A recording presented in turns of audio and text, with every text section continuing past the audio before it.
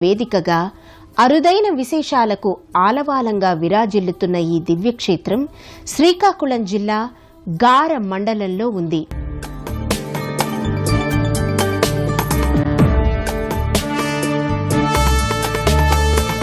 శాంతాకారం భుజగశయనం పద్మనాభం సురేశం విశ్వాధారం గగన సదృశం మేఘవర్ణం శుభాంగం లక్ష్మీకాంతం కమలనయనం योगिभिर्ध्यानगम्यम् वन्दे विष्णुं भवभयहरं सर्वलोकैकनाथम्।